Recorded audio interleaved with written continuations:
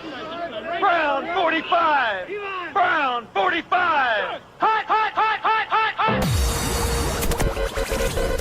hot! You are listening to Any Given Sunday, Australia.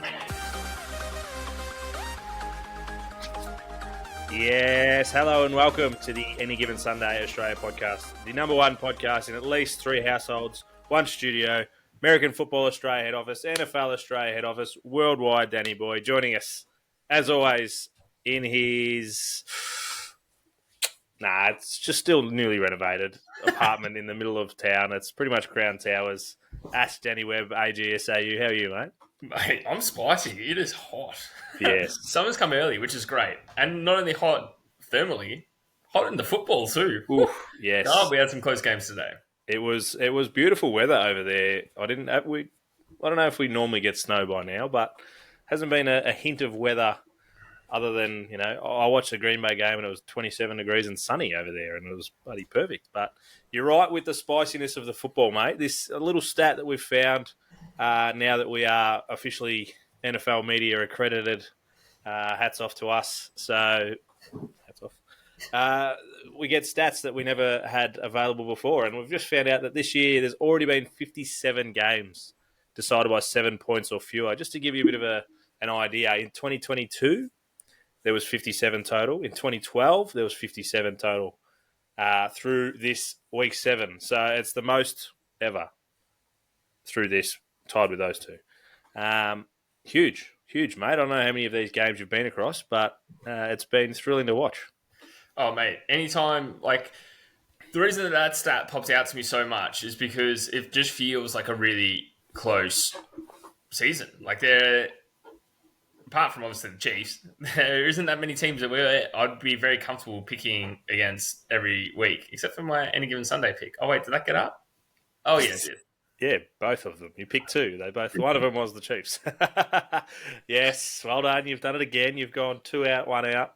And yeah, both of them did get up, but we did, the fam did get on it with us on Sportsbet. So more money in our pocket. Look at us. $2.10 we got for the Lions, which is outrageous. But we will be talking about that game. Yeah, so good. But I think that's 4-1 for the Any Given Sunday pick. if I'm counting, that's correctly. Only if you're going by. I'm going to pick 2 every week as well. So stuff you. Yes, well done. It is 4-1. I'll give you that. I'll reel you back in. Don't worry. It did start this week all the way back on the Thursday night, Friday morning game for us. The Broncos, they could be as high depending on the games left this weekend. They could be as high as second in the AFC West. I gave these guys 3 wins for the year. And they've just come out in week 7 and absolutely spanked the Saints. The Saints are pretty injured. We did say that before. But yeah, they absolutely smashed them. Yeah, Bo Nix just came out and did relatively well, but it was the Broncos defense. It was just too strong for Rattler out there and he couldn't handle it. Interceptions, fumbles. He just wasn't really performing. But yeah, the Saints' injuries are really starting to slow them down. Slow them down enough that it looks like their season's probably almost finished.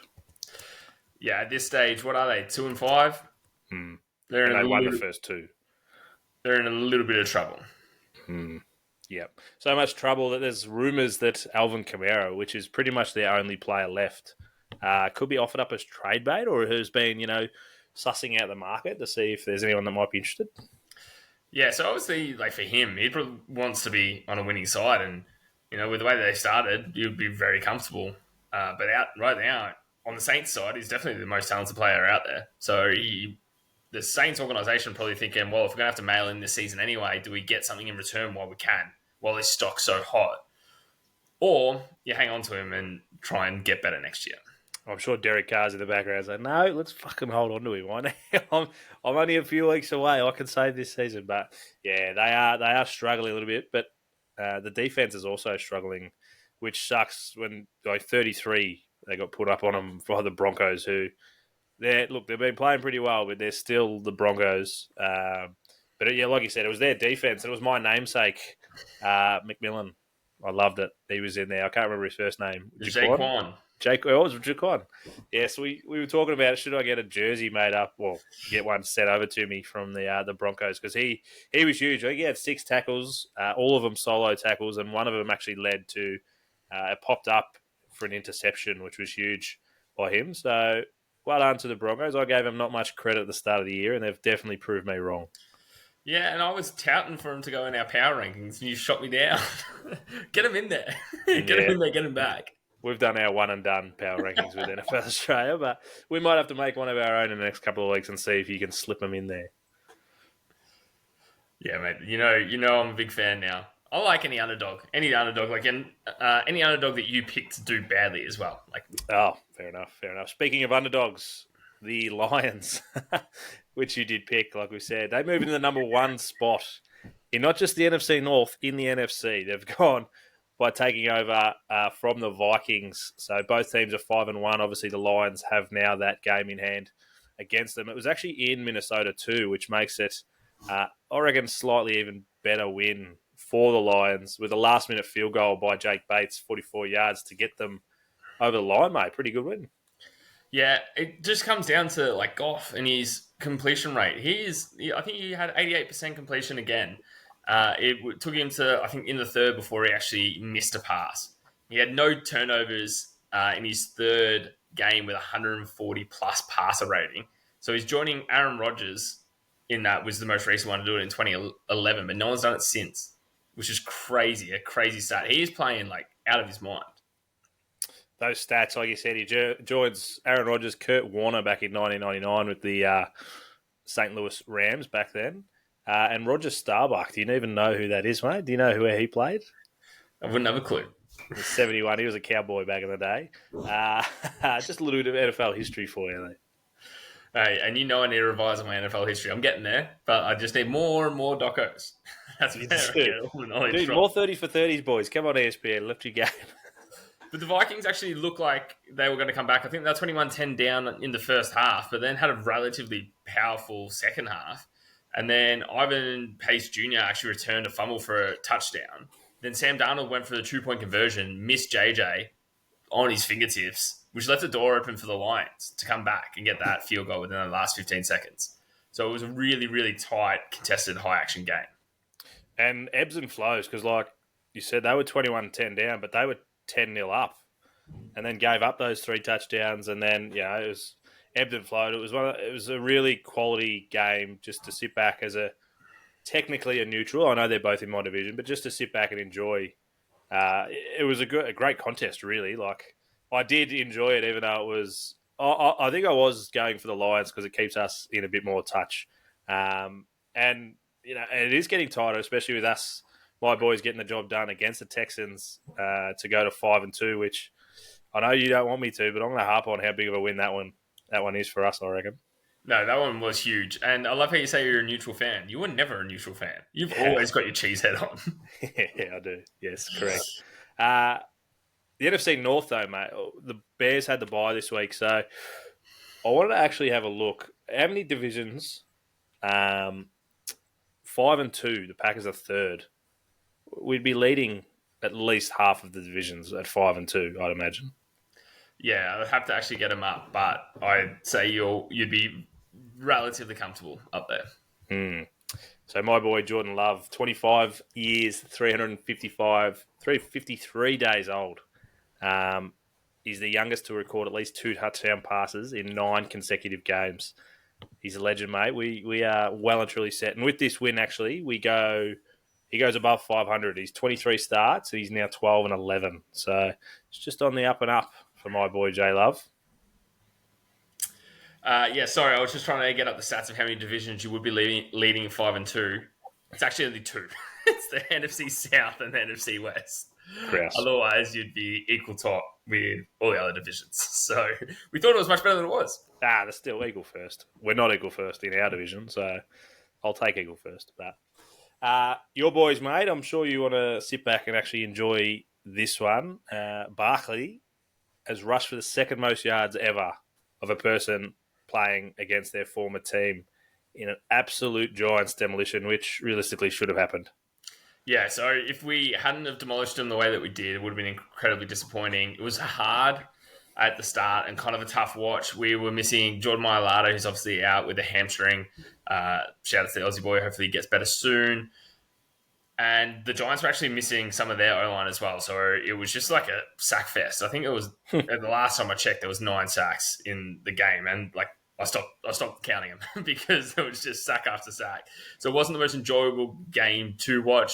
So glad AJ Brown's back and Hurts has that connection. He's like more and more cementing himself as a wide receiver one. I know him and Smith used to like kind of battle it out. But now you also have Barkley, who absolutely loved going back and playing against his old side. Had 187 scrimmage yards, 176 rushing, 11 receiving. And he is just going out and dominating and has been the whole year. So he's got 761 scrimmage yards throughout this season, which is the most by any player in his first 6 games with a team since Barkley did it with the Giants. So he's just such a dominant force. Yeah, breaking his own records. But he gave the stock standard answer, no, it didn't mean any more this game. It's just another game. Happy for the team to get the W. So, but I imagine this one had a little bit more feeling for him. He said it's nothing but love between him and the Giants, but surely this one he would have had this on the calendar marked. Oh, and the crowd booed him when he did his first rush. First rush for negative yards as well. They loved it. But he kept them to 3 points, so they can't complain too much. No, and that has a whole lot more to do with Daniel Jones's offense more than anything else, doesn't it? Yeah, we don't even need to come across it. It's good win for you boys, and for yourself. Are you 5-2? Yeah, 5-2. 5-2. But either way, you're not playing the greatest football, but you're still getting W's. Are you happy with how you're going? No, no, I am not. Sorry, we're 4-2. We had that bye. Yeah, that's where I'm missing the game there. No, our defense has finally started improving. I think in the past 3 games, we've allowed the least amount of yards, which the defense was the biggest problem in the first 3 games anyway. So like we're heading in the right direction, but as far as like the continuity of the team's just not quite there where it needs to be. But you're still winning. That's what I'm trying to get at. You're 4-2, not playing your best football. Surely that's a good thing. Yeah, and we were 10-0 last season, and we stunk. Yeah, valid point. The only team left that could go 10-0 this year is the Chiefs, as they do Chiefs things. It's unfortunate. They did get the win today, but it was against a very depleted 49ers. This should have been an absolute classic of a game. But the 49ers are just racking up injuries or illnesses. Debo only played 3 snaps and he went out with illness. Ayuk looks like he might have hurt himself pretty badly. Shanahan said later on it's possibly an ACL. So this could be, again, nearly curtain call for this 49ers team. I think the 49ers are the 49ers. They're always going to stay relative and be able to turn it up. So we saw when CMC went down, Mason stepped in and performed really well. Then Debo was out for ages and John Jennings came in and was actually, being quite a good wide receiver. Now, if IU goes out, well, John Jennings' numbers is just going to go back up. I think it's too early to count them out. Like, they're only 3-4. They're still second in their division. Yes, it's a relatively weak division at the moment just because they've got the Cardinals and the Rams in there. But I think it's too early to call curtains on them. They just kind of need a little bit of a break, a little bit of something to go their way. As soon as something starts going their way again, I think they should be right back in it. They do have the Seahawks, though. I'm just trying to see what their record is because they had a good win today. Seahawks are 4-3. Are they? Okay, so they're definitely in it. So if they're 2 or 3 games behind by now, there might be a little bit of strife. But being only a game back, yeah, you're definitely right. CMC to come back at some point, you'd hope. He's definitely going to carry their offense, though, by the looks of it, when he does come back. Because if Ayuk's serious, then that's season done. Debo will be back next week. It was just an illness, but yeah, they're just dropping the games that you like to have in the back half, under your belt that you can drop if these things kind of come up. But I guess if you do them in the first half or the second half of the season, it doesn't matter. But they're going to have to go on a run at some point. Yeah, it's going to be a much tougher run to the playoffs, and if they eventually want to make the Super Bowl, it's going to be a very, very hard run from here. But I don't think it's time to shut the curtains on him yet. I think there's still time left. But let's talk about the team that actually beat the Chiefs. Mahomes actually had 2 interceptions in this and no touchdown passes now in back-to-back games, which is the only second time that's happened in his career. This elite defense and their running game are absolutely carrying the Chiefs. To all their victories at the moment. Yes, they're 6-0, but Mahomes has already come out and said, I'm not playing well enough. What's going to happen when they actually get the passing game back? Like, when do you think this undefeated streak will end? Do you think they're going 10-0? Well, like you said, at one point they had I think it was halfway during the third quarter. He had a 33 passer rating, which is not good. It's not good. Like, he finished in the 40s. Like, he did pick himself up, but they were bad. He was bad, and he openly admitted it. So, I don't know who's going to stop him. I'm just going to have a quick gander at their actual schedule because they just keep finding ways to win. And do you have a team that's going to beat them? Next week they've got the Raiders. Like, they cannot lose to the Raiders. Following that, they've got the Bucks. Maybe that could be a tougher one for him, but then Mahomes is probably going to lift because he's playing against Baker, and Baker's playing well. And it's Monday Night Football too, that one. Competitive edge, so I'm going to give that once again to the Chiefs. Then they've got the Broncos, should smash. The Bills always put up a fight. Yeah. So it could be them. With the way the Chiefs are playing right now, if the Bills don't have an off week like they did a couple of weeks ago, if they're playing their regular football, I think the Bills actually get this one done. So I'm saying they're going to go 9-1. So you reckon week 10 they get beaten? Week 10, they're done. Who do they have after that? I can't find it. Then they've got the Panthers, Raiders, Chargers, Browns, Texans. So that's the next game. So if they can get through the Bills, they're going to be 13 or 14-0. And then after that, they've got the Steelers and the Broncos. They potentially might only lose 2 games this whole season. Yeah. But they did last year. They were looking like this last year as well, remember? And then the Raiders come out and beat them in an absolute shit fest. So, but they're going to get to the point, like we were saying with the 49ers, where they can drop 2 or 3 games and it's not really going to matter. So, yeah. They must have had a few early games harder because that's a pretty weak schedule back end of the season.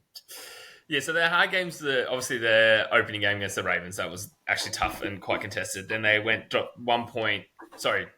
Bengals by 1 point. And then they've had the Falcons. And then, obviously the 49ers should have been harder than what it was, but they were depleted, as you said. They should have lost to the Falcons, really. Should have lost to the Ravens. Yeah. Well. Hey, these NFL script writers are doing a fantastic job. They're going to be the first team to three-peat by the looks of things. Yep, absolutely. The late game, the Steelers and the Jets. So the Steelers put 31 points on them unanswered after Rodgers scored and went for a 2-point conversion. They made that 2-point conversion. It looked from there, I thought it was, Jets by how much. But then the Steelers put 31 points on them unanswered. They just looked unstoppable in the second half. I know you were more across the first half, mate. So what were your thoughts of the Jets and the early Adams connection? Yeah, so obviously it was good to see Adams out there suited up and he looked happy to be on the field. But yeah, only 3 catches for 30 yards. Probably expected more. A lot of people had money on him for a debut touchdown. One person might be sitting across from me. Yes. I actually said that's probably not going to happen. He might need to settle a little bit. He said he knew majority of the plays that were going to be calling anyway, but you're not going to be settled in that offense. The thing that I was probably most surprised coming into this game was the fact that they were going to start Wilson over Fields. Yes, Wilson, they got a steal, and yes, on paper, he's a better quarterback. But Fields have got you to a 4-2 winning record. Very rare that a team will swap out their number 1 quarterback for someone else, even if they are essentially the backup QB, if you're winning games. And then Wilson came out and, oh man, he had some rust. He had some rust in that first half. And then obviously he blew it off and proved everyone wrong by setting a Steelers record for the most yards in a debut, which is pretty nuts. Yeah, he was nearly flawless in that second half. And the Steelers' defense was flawless. Like, they were incredible the second half. Jets just had nothing. A couple of really good sacks, a couple of interceptions early as well. Like, they were just all over him, and Rodgers didn't have any answers. They had him coming off both edges because they had it's a high mark. Forgotten his name, but he's come back, and it just allows TJ Watt to really get after him, and he did. They had to double team TJ Watt the entire day, so Cam Hayward and the boys just kind of went to work, and they were all over him. A lot of questions after, like, news come out that Hassan Reddick has now happily he's signed. He's going to be in the building tomorrow. Moving forward with the Jets, but they're 2-5 now, like 2-4, 2-5. It's a long way back in. They've got the Bills in their division. Like, they're going to have to go close to try and unseed them to make the actual playoffs with, the other guys that are doing quite well. But yeah, I did actually like the first half how Adams and Wilson looked. Like, I was worried that he's going to target Adams. Is Wilson going to get shitty that he's not getting his targets? But he's got so many. Breece Hall was incredible the first half. Like, and Lazard still did. He's going to get the third best defender now. Like, he should have a pretty good season now going forward. With they're either going to double team Adams or Wilson. He's going to get the third or fourth best defender. I'd be putting my overs on him most weeks because he's the one that's going to be able to get free and get the targets. Yeah, lucky for some of us, we hit that overs today. The ones that are in the close circle. Shout out to all you. Yes, the Jets 2-5, actually sitting below Miami on the table, and Miami are averaging 11 points a game. Which anyone in that organization, they've already come out and said, from the head coach down to the 52nd, third 53rd man on the roster, it's just not enough. Like, no one's playing good enough. The coaching is not good enough. The Rodgers simply is not playing good enough. Like, the whole thing, it just isn't working. They need to have a really good, long, hard look at themselves and have a reset. They need a change in culture, they need a change in everything. And it's just getting to the point now. If they drop a couple more games, their season's done. Yeah. And they just went out and did all this to get Adams there to make this difference. This game realistically should have been a win. Yes, they're coming up against the Steelers defense that is elite, and it was going to be a tough game, but it was Wilson's first game. So you almost thought, they should be able to get it done, and they didn't. So Hassan Reddick signing is coming at the best time possible because they need a lift. We thought the lift was going to be Adams. It was his first week. We'll give him that. But from this point on, they want to hope they're not losing too many more games. They almost need to be flawless from here on, don't they? Absolutely, they do. And on the other side, I think the Fields, there was just enough question marks about him that they want to see Wilson in there. And Mike Tomlin came out and said during the week that he wants this quarterback debate done and dusted, sooner rather than later. They have an interesting thing in their schedule that the last 8 games, 6 of the last 8 games are their divisional games. So they have no divisional games until 8 weeks left. So they have 6 of the last 8 are divisional games, which is going to make or break their season, really, that last 8 weeks. So they want it done. They want to know either Russell Wilson or, Justin Fields before that point, I'd imagine. And I think Wilson's gone a long way today to say, I'm still your man. Oh, for sure. And the performance he came out, and he obviously knew he was playing for that number 1 spot. And for him, that's not just number 1 spot for this year. It's for his contract next year. Yeah. And that will mean the world to him. Yeah, absolutely. But good win by them. Just lastly, do you think Adams is a good fit?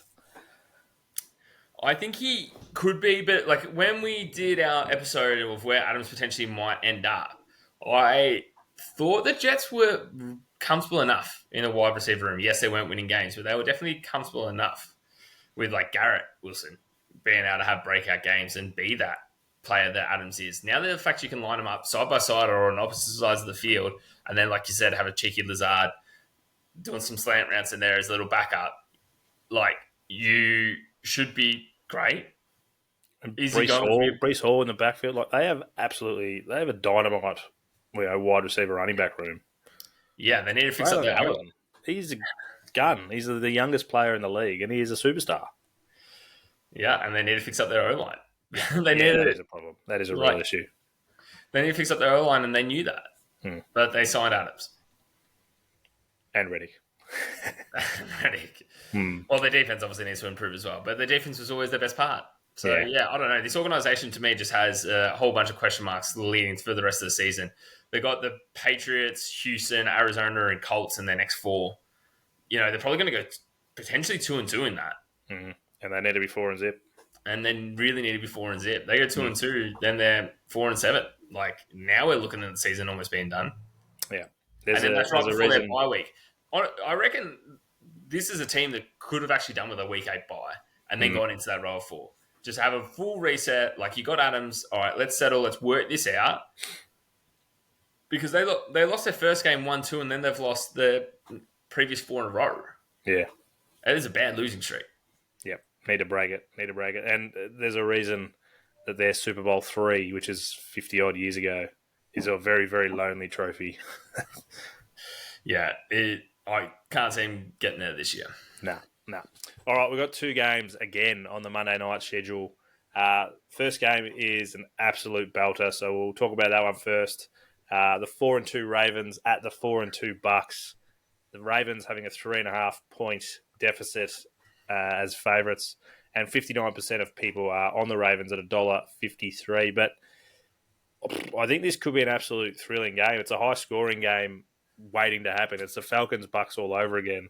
The Bucks, the third highest scoring offense. The Ravens, the fourth highest. I think it's a 1-point difference at the moment. They're both middle of the pack as far as defense as well. 23.5 and 24.5 respectively against per game. So, that's looking at a 50-point plus game for those who are betting the overs. The thing that I found the most interesting, the Bucks, they're 13th against the run. So that could be, Derrick Henry kind of areas, that double-headed dragon that they've got. So the Ravens are number 1 against the run, but number 32 against the pass. Is that somewhere that the Bucks can kind of find their way through, mate? Yeah, well, Baker will be seeing that and loving it because he had that lights-out game against the Falcons where he just tore them up through the air. And it's interesting with the Bucks against the run. So the Ravens, only 2 times that they've lost is when the rushing leader of the league, Big King Henry, actually got under 90 yards in a game. With the only 2 times that they've lost. So if they can hold him to under 90 yards, potentially they might actually even come away with a win. They did hold Kamara to a pretty quiet game last week. Exactly. So I don't think it's completely out of the realm of possibility. Obviously, King Henry's a different beast compared to Kamara. Like, he will bowl you over. And then if he's not, Lamar will. And they'll leave out gaps to him. I think a 3.5-point line's probably in the bookies' favor for that. Like, I wouldn't be touching it. I think it's too close. I think it would be more like a 2.5 sort of line or even a 1.5. Yeah. I wouldn't. To me, it's a flip of a coin because it's down in Tampa Bay. Ravens and Bucks have both come out really strong this year, and hopefully, it's just a big passing fest. We get to see some massive receptions and lots of touchdowns. We love a score fest. Who are you actually going to pick, mate? Wow. You're not going to pick any of these for your Any Given Sunday pick before I jump in? Nah, I'll wait till next week for my Any Given Sunday bet of the week. It is. I'd probably have to go with the Ravens. I just think they've got a little bit too much in the tank. Good, because I'm going to go the Bucks. I think Baker loves these kind of underdog kind of moments, and he is up and about knowing it's his side. He did have a day out against the Falcons. They did lose that game where they should have probably won. I think he loves this. Down in Tampa, he's not losing, I don't reckon. The fact that they're at home, it makes it... that's what I'm saying. I'm so shocked about the line. They, to me, have enough weapons to actually get this job done. That's why it'll be such a tough game to pick. Yeah, I'm not touching the line. I'm not touching the spread, and I'm not picking who's going to win. We're just tentatively saying you're saying the Ravens, and tentatively, and I'm pretty happy with the Bucks. I reckon they're going to come out and shock a few people this week. The other game, not as exciting. The 3-2 Chargers against the 2-4 Cardinals. And you said a flip of a coin. This is as flip of a coin as you can get. A 0.5. 0.5 is the line in the Chargers' favour. And the bookies are the same. Pretty much 50-50 on the Chargers at $1.86 and the Cardinals at $1.98. There's not much to say about this game, unfortunately. The Chargers haven't really lived up to... They got rid of a lot of their offensive weapons, and it's really hurt Justin Herbert, who was, the highest passing for the first 4 years, I think, ever. And now he can barely throw the ball, which is a shame.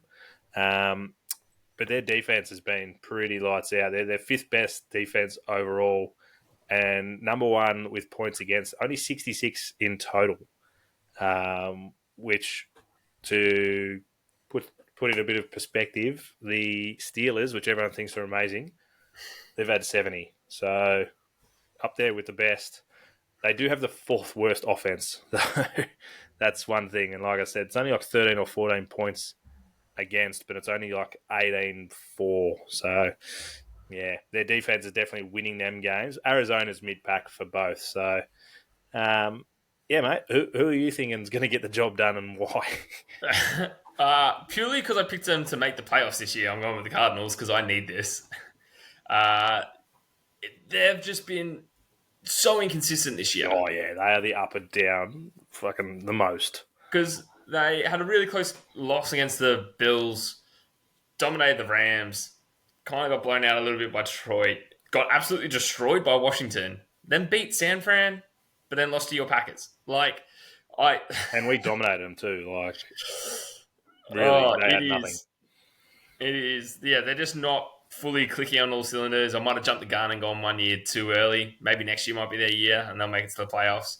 But yeah, I'm going to pick him against the Chargers. Well, I'll go the other way. I'll pick the Chargers. I think Herbert is due to do something.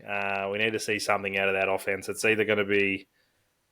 It could be a 0-0 draw. That's how bad this one could be, unfortunately, because I really like the Chargers. So I'd rather see Herbert out there slinging it, but he's really gone pretty quiet under that Harbaugh head coaching role. So it'll be interesting to see where they go. But if they can get the win, they're going to be 4-2. So they're doing something right. Yeah, well, as long as they stay in the winning column, they're obviously doing something right. At the end of the day, that's all it's about, is winning football games. It's not stats, it's not numbers, it's not how many points you put up on teams. If you're getting win, if it's by inch or a mile, winning is winning. Yeah. We do have a multi. Congratulations to you picking both of the Any Given Sunday. Got a W in both of them, and well done for us for getting on it. But we do have a multi for the first game because we think that's going to be a bit more enjoyable. You can find this one. I've just put it on our Sportsbet feed. I will say, I put it on the Sportsbet feed, but you got better odds on Bet365. So it's up to you where you go. We think it's going to be overs for most things. So we've gone Baker overs for passing, which is 250-ish. So if he's going to do well, Godwin for over 6.5 receptions and Evans for over 4.5 receptions. But Derrick Henry's scoring every day of the week, isn't he? Yeah, you got to throw him in. I actually wanted to throw him for 2 touchdowns. Just because, that's what he did last week. If the Ravens got to win, he's going to get over 100 yards and 2 touchdowns. If you don't think he's going to win, well, you still got to put him in for 1. Yeah. Right? He's got to get 1. Under 90. Yeah. So, yeah, we've done this as a multi, but also I reckon hit the multi at half a unit, whatever your betting size is, but then hit all of these as individuals. That way you're definitely covering your losses because a few of these are definitely going to hit. Which is something we learned throughout the season. Yeah, that is one thing that we should come out winners. But as soon as we stopped doing that and backed them as individuals and multis, you win it every week. Yeah. Because how many times are we losing by 1 leg? And then if you're backing them all for 1 unit, you ain't. You're coming up in front. Exactly. So new betting tactics. It's all about winning money. That's all we want. So get around it. I got $7.25 on Sportsbet. I reckon you're up closer to $8 on Bet365. So probably get on the Bet365 train for that one, I reckon. Yeah. Always shop around your bookies. You never know. You never know what you're going to find out there. That's it. And that's it. Gamble responsibly. Always. Get out there and enjoy that game, mate. Those 2 games, probably more that game more. Keep an eye on the Chargers and the Cards. But we will see you Thursday for week 8. Hard to say. Whoa. Week 8. Week 8? Halfway through? 9. 9's halfway. Well, we're close. We're very close to the halfway mark. Yeah, we're I close to reckon them. hot episode next week. Oh, no, we'll save for the week 9 one. Never mind. Stay tuned. Disregard. Have fun.